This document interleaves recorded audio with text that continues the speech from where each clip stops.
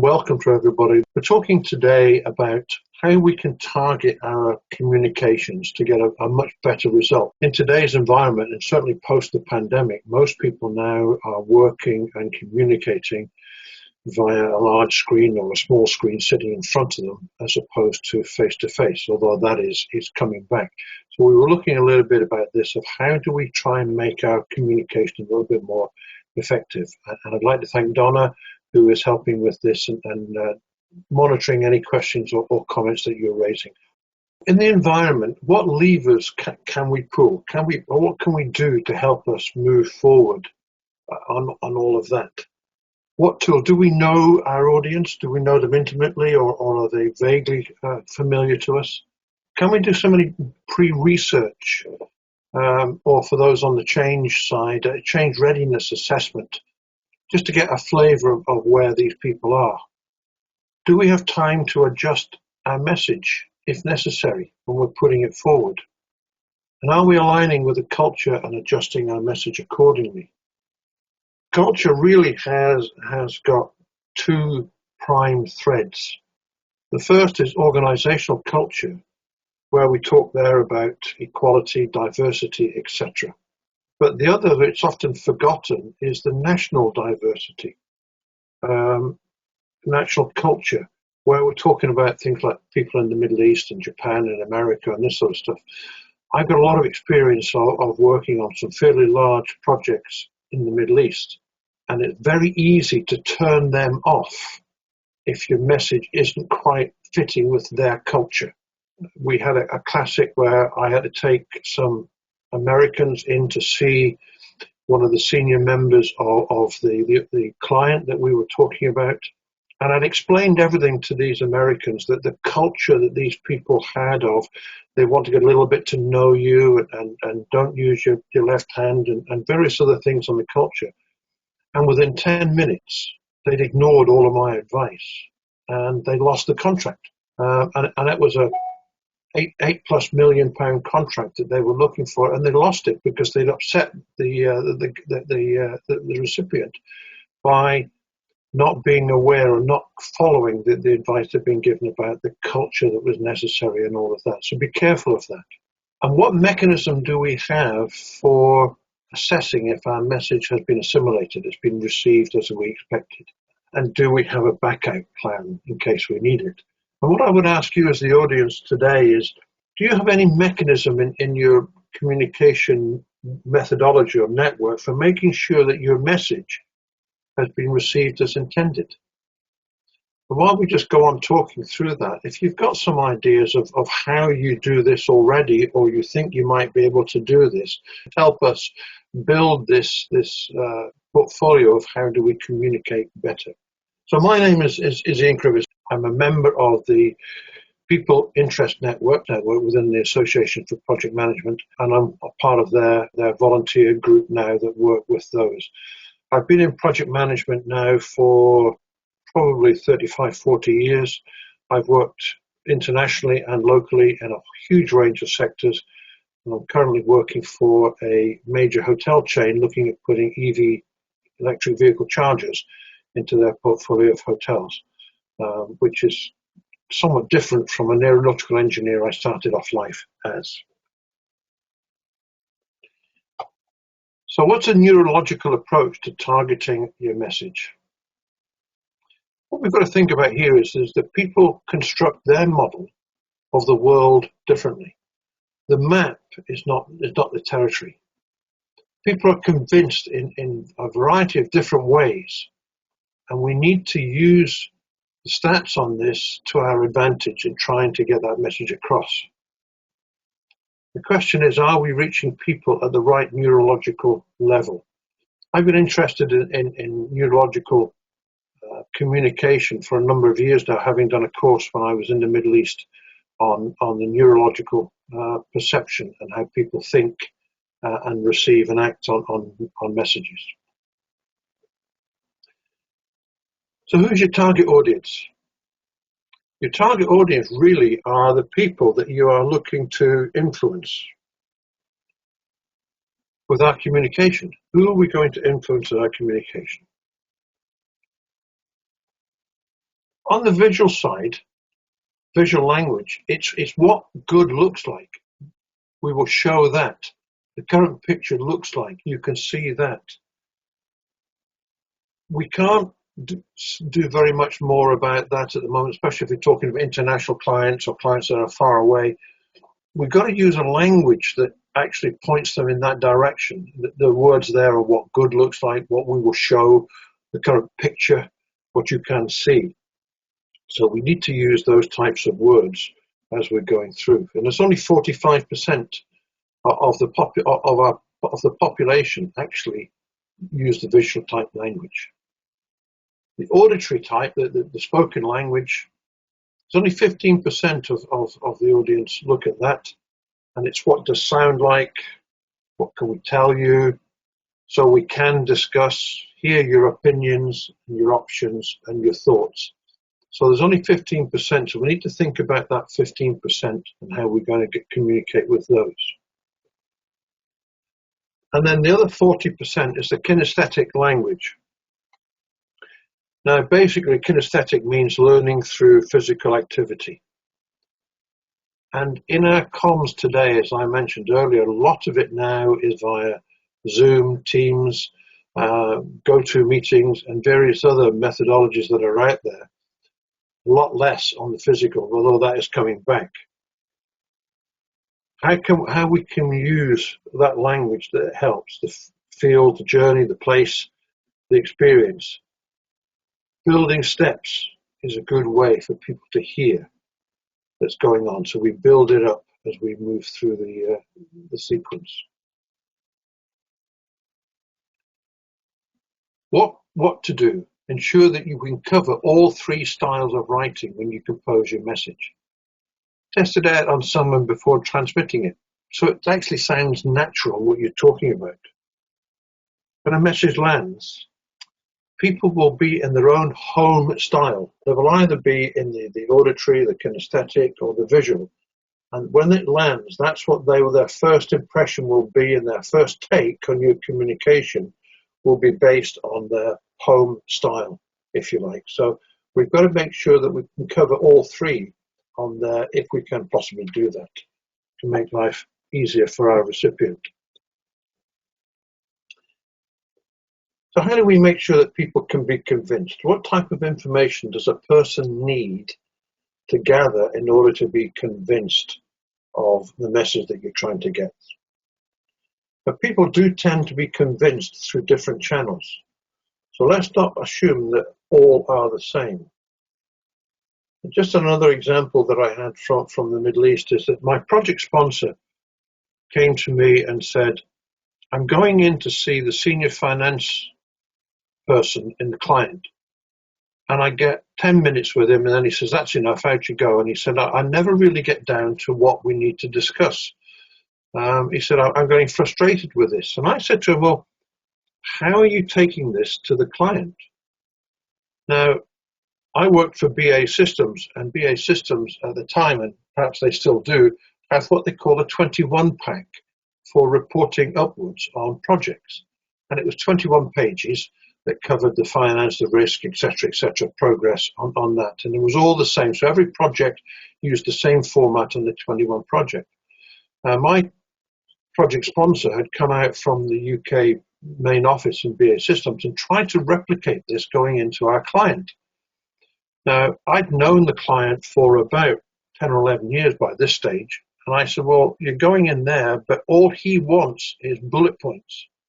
You need to go in with a maximum of 10 bullet points on a single piece of paper. And if he wants more information, he will ask for it. He will be convinced that you've got the idea there, the 10 bullet points, but he'll want more information. Well, the next month when he went in, the sponsor went in to see the client, he was there for 2.5 hours, and they managed to get a lot done. And it was just that understanding how the client wants to be communicated to and how you can communicate with them.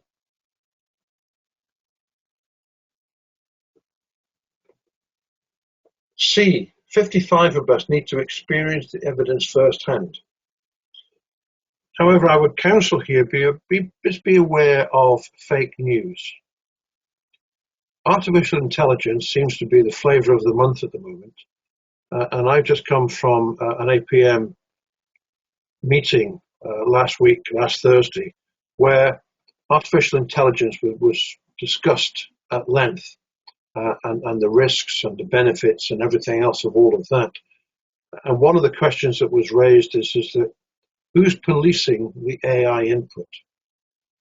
And just as an example, there was an article published in one of the main broadsheet newspapers that said, it asked AI, how can we deal with and cater for climate change? So AI's response to that was that climate change is caused by carbon dioxide being released from the earth and damaging the ozone layer. The prime cause of the carbon dioxide being released is the human race. Therefore, to eliminate the problems of climate change, eliminate the human race. Now, we might all laugh at that, but we've got to be very careful with what's coming out of ChatGPT and AI, that it's actually the right thing that's coming out of there. So just be aware of that. I'm a great flavor of AI. I think we should go down that route. But we just need to take a little bit of caution when we're going down that. 30% of us are convinced when we hear something told by others. Try to use and include good statistical evidence in here. The more you hear from others, then the better it is going to be. So pass the word around, let more than one person come up with the part of the communication. 12% of us only really convinced when we do it ourselves. That's a bit difficult with the written communication, but we can try and use phrases like, try this, go and have a look at, and try to get our audience involved in what we're trying to put over to them. And this is the next great one, is that only 3% of us are totally convinced by reading something written down. So when you send off a written communication, probability is that only 3% of the population are going to be convinced simply by reading it. So that leaves us in a bit of a quandary, and that we've got to think of other ways of getting them convinced. You're likely to get back, who says that's right? Can you show me? I need to hear more about that. Can somebody else confirm what you're saying and the proposition that you're putting forward? So that's what you're likely going to get. So what can we do to try and resolve some of this? Can we deploy a mix of convincer channels? Is it appropriate in our comms to actually do that, to actually mix up the appropriate convincer channels? Try it out on someone before, and we've mentioned this before, so it actually does sound natural, and it reads natural. 55 need to experience first. Are there ways that we can test the market pre or post our communication going out? 30% are convinced via spread the word. Can we create ambassadors? How can we test the market? How to spread and reinforcing the message through ambassadors? If you know somebody who is in your communication stream that is very much in favor of where you're trying to take things or do things, get them to also communicate with others that are less encouraged about where you're going. So they're hearing it from two different sources, yours and somebody else as an ambassador.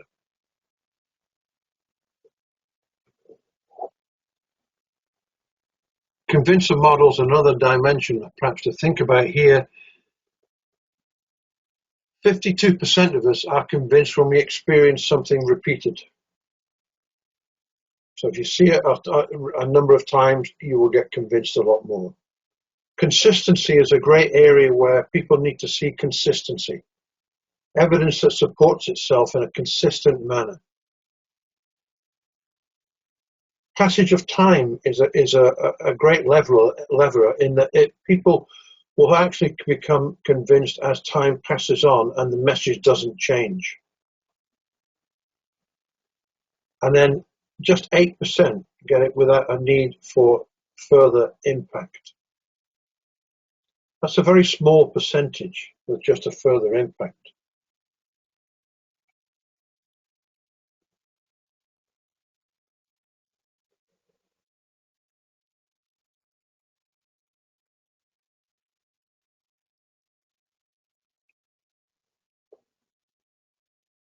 What to do?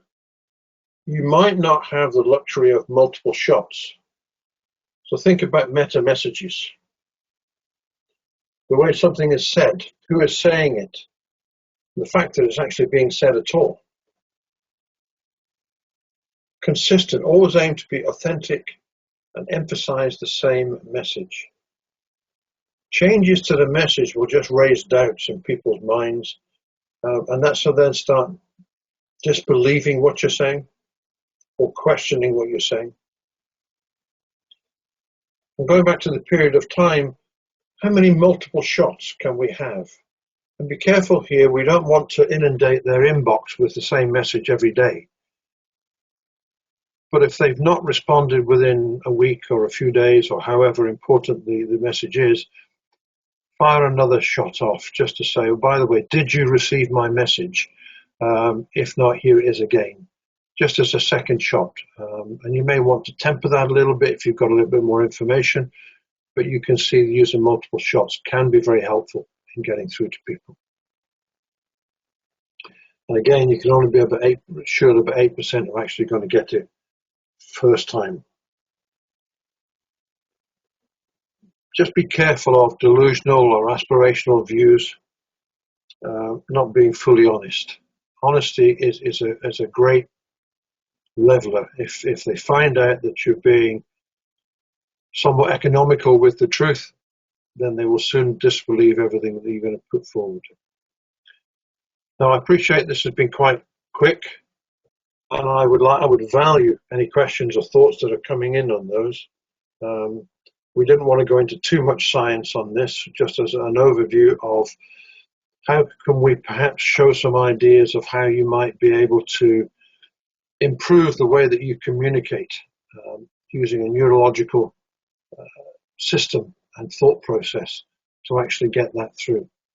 So I'm happy now to try and answer as many questions as I possibly can. I know we're a bit ahead of time, but please feel free to throw questions at me. I will do my utmost. Hi, Ian, it's Donna. We've got a couple of questions. So I think you opened the session with saying, have anyone got any methods that they use now? Yep. Ashok had commented that he always uses bullet points. Bullet points back the message via a simple, quick 2-minute email and get the end recipient to confirm via a return message. I've had a question from Quinton about any recommendations regarding online meetings specifically. Yeah, the idea of bullet points I like short, sharp messages that go out. If you've got sort of a long text message that goes out, a lot of people, especially if we're communicating with the C-suite, they don't have a lot of time, and they want almost an executive summary, if you like, of your message, which is the bullet point bits there. The bullet points can be used quite easily to engender a further conversation which is much more detailed. The example that I gave with my sponsor going to the financial guy with the client, by using the 10 bullet points, the client then said to him, okay, expand on that. I need a bit more information on that particular bullet point. And he said to me afterwards, they probably went through 6 of the 10 bullet points in great detail in that 2.5 hour plus meeting that they had, as opposed to the 10 minutes he was getting before, where he had slide after slide after slide and just text.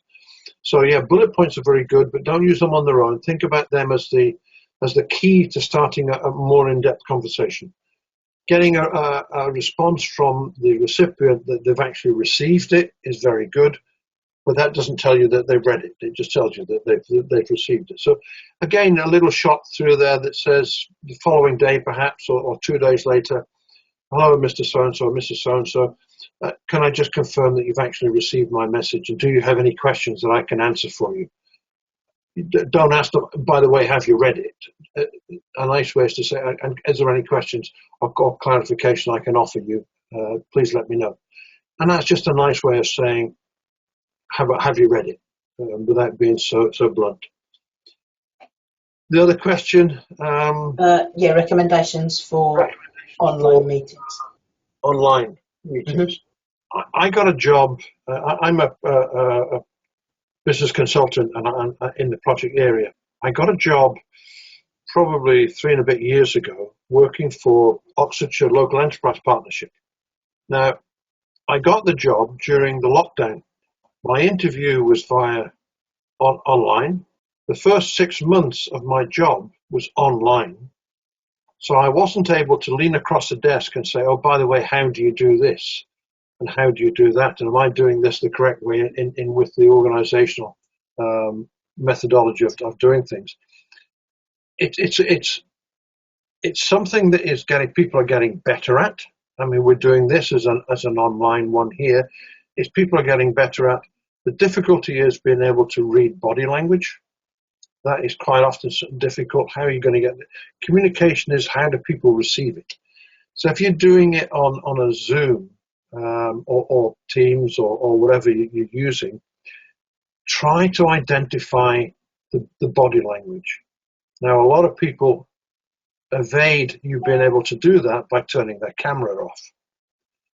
You might want to say, can everybody please leave their cameras on so that you can at least have a look at the body language. And, is somebody falling asleep, or they're chatting, or they're working on, or they're playing around on their phone or on their tablet.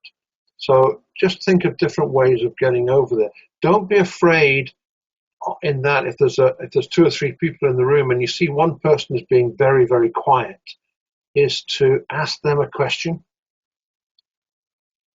For example, I could say, Donna, what do you think about where we're going with this? And it just draws them into the conversation. So hopefully that's given you some ideas and some recommendations on that. If not, shout back and we'll try again. Okay. Yvonne's asked, what is a meta message? I think you referred to that in your presentation. It's basically how you say it. It's how you phrase the words. It means that you're trying to use words that are meaningful in the context that you're doing it in. It's the fact that it's being said as well. It's the meta message. It's out there. It's not a hidden agenda or a hidden part of the message. It's just out there. That's my understanding of meta message. If somebody's got a better meaning than that, then please feel free to shout out. I'm here to learn as much as everybody else. Okay, we've had a few ones from Jacqueline Miller along the lines of email. So, a clear title in the email gets attention, and then add a read receipt to the email and also a date for the response in the title and a short reason for the email. Yeah, I mean, I fully agree with that. Is that if you are requiring a response by a particular date or a particular time, then by all means put in fairly high up, I would say perhaps part in the title or just after the title.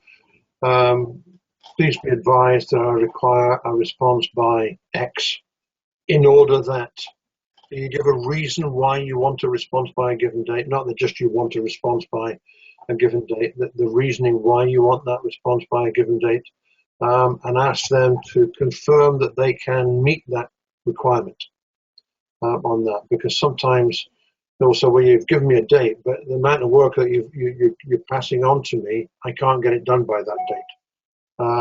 So ask them, yes, this is the response date I require because of X, Y, and Z. can you please confirm that you can achieve that response date? Okay, we've had a couple of statements from Lee Byers that he agrees no one really reads anything, but hopefully meeting notes gives an opportunity for follow-up. And he said he usually sends out a brief PowerPoint summary slides first, straight after the meeting, and then the more detailed notes a week later. Yeah, I've always, excuse me, I'm always a great believer in, if it's a meeting like this, excuse me, and you'll get some stuff tomorrow, as Maya has already said. If I'm in a meeting and there's been certain amounts of agreements made or decisions made, is to get something out fairly quickly to all the participants, confirming that this is what was said, this is what's been agreed, this is the objectives, this is the actions that got to be taken, and get that out. And a more detailed report will come out in a few days. But here's the bullet point highlights of what we talked about during the meeting. And I think that's very important, because you've then got a written record of what was the verbal meeting confirmed. Okay, quite a good one from Kamal. Not a great fan of email as a primary source of communication. Prefers the telephone, face-to-face or Teams with a camera so you can see body language. But I have found more recently it's harder to communicate to people using these methods, and long drawn-out email chains are becoming more common. Is this something that you've noticed, and is it a problem for the future? I lecture on stakeholder engagement, and whenever I'm lecturing on stakeholder engagement, the first message that I put across to the audience is, wherever possible, your first time of engaging with a stakeholder should be face-to-face. Now, as the world is a huge place, and as we're dealing with people in the Middle East, Australia, America, the Far East, it's not always financially viable to jump on a plane or a train or whatever and disappear off to go and have a couple of hours meeting with a stakeholder in the first instance. What I would suggest there is go back into the visual presentation through Teams or whatever. And I find that is much better than just a whole string of emails. I'm working on the project, as I said earlier on this electrical vehicle input to a major hotel organization, and I'm trying to sort out now. And I'm not a lawyer by any stretch of the imagination, and if there are any out there, God bless you. But the lawyers have got involved in drafting the contract between the hotel organization and our preferred supplier. And I got one in just before we started this session, and there are 37 emails in the chain. Now it becomes a nonsense. I have to start scrolling through the chain to all of that, and you know, I understand it gives it all in one place, but it is quite nauseous to do sometimes. And unfortunately, it is becoming more of the trend. People are getting tired of talking to each other through a screen, so they'd much rather just do an email and get it done with, and then they can go on and do their other things. I prefer not to do that. I prefer to see people wherever I possibly can, and it's one of the idiosyncrasies of these types of communications is that we can't see you, the audience. And so I'm just talking to a screen at the moment, which takes some doing, and it's not the easiest ways to communicate, because I can't see you. So that's a problem, but that's where we are, and it is becoming more and more the norm of people just putting an email chain together. Yeah, just to pick up on that, Ashok said that, how can we be more empathetic and consider the receiver's perspective? And he's also used an example. Tesla sacks a lot of supercharged engineers via email, so obviously that's not appropriate. Yeah, and yeah, it's just one of those things that I mean, I'm fortunate in that the preferred supplier that we have is is just down the road from me here, and I can drive down there in 45 minutes and talk to them. But when I worked in the Middle East, and I was one of the senior program managers on a multi-billion-pound project, and we were running into difficulties because of liquidated damages on we were late in delivering certain aspects of the project. And the only way I could resolve that was either jump on a plane from the Middle East and fly back to the UK and sit and talk to our suppliers face to face, because sending them emails was having no effect whatsoever. But coming back to them and sitting in their desk and saying, this is the issues that it's causing, I actually got the issues resolved quite quickly. Yes, it cost the company a fair bit of money to fly me back, but at the end of the day, we kept the project on track and delivered to the customer. And we got a very good write-up from the customer afterwards, and a lot more future business from the customer. They spent another few billion with us on other products. So sometimes you've got to put the financial cost to one side and look at what the benefits are to the project overall. Okay, we've got a message. I think is part of the People Interest Network, just on the topic of the meta message, showing that it supports the culture of the organisational team, that it's on message. That's what was meant by that. Yeah, thank you for that, Tim. Stephen's raised an interesting one about the best method to have people keeping the cameras on in Teams meetings. He's tried to instigate it on project meetings that he attends and when he's attend. And when I attend, having not been on for a couple of weeks, people drift back to having the cameras off. Jacqueline's made a comment that your cameras can be turned on by the host, but I don't think I've ever witnessed that before. I guess it depends what platform you're using. I know within my company you can't do that, but yeah. There is a methodology where you can control the cameras of your audience, but I've never seen or used it at all. No, I think I find it, particularly where I work, it's a little bit of a culture thing. I think most of the guys in the UK will have the cameras on, but the guys we deal with in other countries don't tend to use them as frequently. I don't know whether anyone else finds that. Yeah, it's strange. I mean, when I worked in the Middle East, the Arab population were not keen on having cameras on or getting involved in video conferencing as it was then, before Teams and Zooms became as popular as they are. They were quite happy to sit on a face-to-face with you, sit down in an office or somewhere and sit on a face-to-face with you. They were just uncomfortable about having their image, their face, etc., on a live screen going on, and it was just a cultural thing that we had to try and deal with, and encourage them to be on wherever we possibly could. Yeah, most people just talking about cameras and minutes being sent for meetings. On the issue of minutes, when I was working on this large program in the Middle East, one of the senior directors who chaired a number of meetings along with me, I said to him one day, I said, look, we write up the minutes and we send it to the various people to get signed off. And we're getting people that are saying, well, actually, I'd like to change that now, post the meeting. And his answer to that was, well, that's easy. We'll get everybody to sign immediately after the meeting. Well, that meant that and it was a 2-day meeting every month. That meant that we had to write the minutes up on the minute from the first day at the end of day one. And then day two normally finished just about lunchtime. So I had to give up my lunch and write up the minutes for the morning session. And then they were put up on a screen. And this was all sitting around face to face. And everybody went through the minutes. And at the end of the day, those who were required to sign had to stay back and sign the minutes. So we got them signed up on the same day. It was very novel, but it saved me an awful lot of hassle, a lot of trouble. So it was very good. Can't do that, I appreciate, if you're doing it on remote talking and through Teams and Zoom, etc. But it's something, if you can get, I mean, somebody said earlier on about try and get the bullet points out very quickly.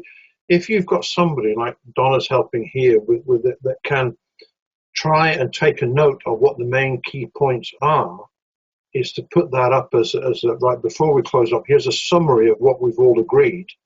Can we please just go through it very quickly in the next 10 or 15 minutes to make sure we've all agreed this, and then this will come out of the minutes for everybody to agree and sign.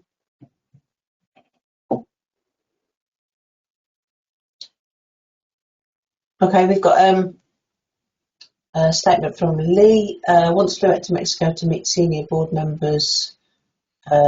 Politically, we could not have a formal meeting as the topics were very contentious, so I informed them I was in the area on field visits and asked if I could visit the organisation. No agenda. The meeting occurred naturally after taking time to meet with the people with no notes taken. Yeah. When I've worked with local enterprise partnerships and local government, there are meetings where are open to the public if they so wish to come. And then there is part of the meeting which is a closed meeting under a government regulation. And it was always a case of we had to have, in essence, two agendas, and you had to have two sets of minutes. One set of minutes which could be accessed by the public because it was on the public forum or within the local community website, but the other was a restricted one because it may have been talking about finances and financial situations. I'm always wary of a meeting where no notes are taken, and I appreciate that there are times when that might be a requirement. I'm always wary when no notes are taken because how can you recall what was said and agreed on that? So I'm just a bit wary of that, even if it's informal notes that should be taken. But it's just how do you recall back next week, next month, 6 months' time, what was said at that meeting?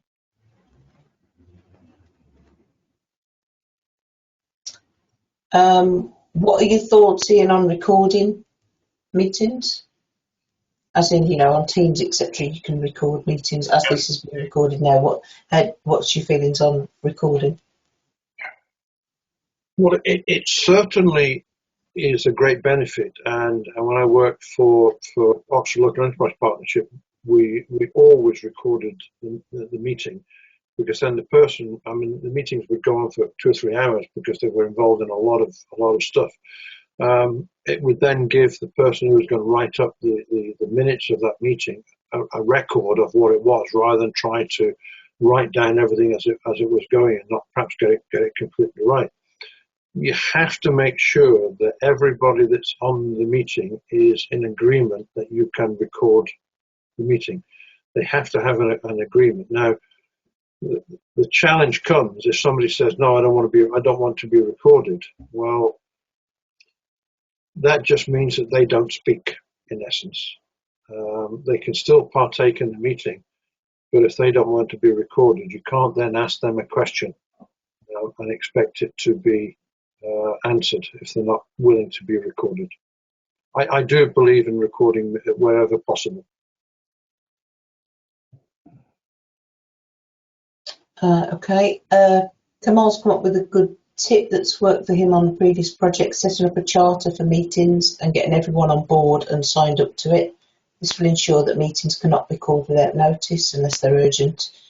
It helps ensure that you've got agendas and you're prepared and minutes are taken, and also allowing them to be booked at certain times of the day. No, that's very good, because again, in that charter, you can put in within that charter that meetings will be recorded, and then people are aware that by attending the meeting, it's going to be recorded. They can, at the implementation of the charter, say, well, actually, I don't prefer that. I prefer not to be recorded. Well, then you have to have a discussion as to how you're going to cope with that, particularly if they're a person that has the ability and the will to say quite a bit on there.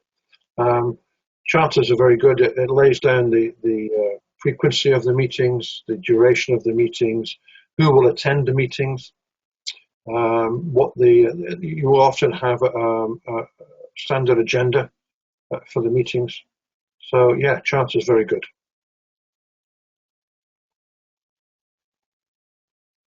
Quite an interesting point from Lindsay. She works in a small office where she's the only remote worker. Lots of smaller questions and decisions take place in the office and she's not kept up to speed. Any ideas on how to improve the communication or alter the culture to record those decisions somewhere? That has become a problem, because when the restrictions on the lockdown of the pandemic were starting to be lifted, there was a acronym that came out that threw me for a little while. It was FOMO, fear of missing out. And a lot of people were, I don't really want to go back to the office to work, but I have a fear of missing out of the chit chat that goes on. And I don't mean the actual meetings, but the chit chat that goes on, the chatting about what did you do the weekend, what are you doing tonight, around the coffee and the printer, etc. If you're a remote worker and the rest are in the meetings, is to go and say, look, people, I'm an important part of the team, and I just need to understand what has been discussed and what has been agreed. So agreed, I can't come into the office for whatever reason, and a lot of people have got very valid reasons for not being able to get into the office. Distance being a prime example. We have somebody that's just joined one of our network organisations within APM, and she works for the Department of Transport. And I said, how do you get on with that? She used to work for Number 10 in their offices as well, in Downing Street. And I said, how do you get on? She said, well, it's very difficult because I live in Leeds. So, she can't just pop into the office on a daily basis. It's a fair old trog. So I just ask people, look, please bear in mind that I'm remote for whatever reason. And it would be helpful if I can get a summary of what was being said and what's been agreed, so that it keeps me abreast of what's going on. Not necessarily the chit chat, but certainly anything to do with work. Yeah, I think Jacqueline's come back with potentially an online portal where a member of staff updates the decisions that have been made. Yeah, that's a very good idea. A very good way of going forward. Is somewhere where you have a repository of what decisions are made on a daily basis. Who's made them, what actions are going to be taken, and anybody within the organisation can access them. Or you can have limited access if you so wish, just to a particular team.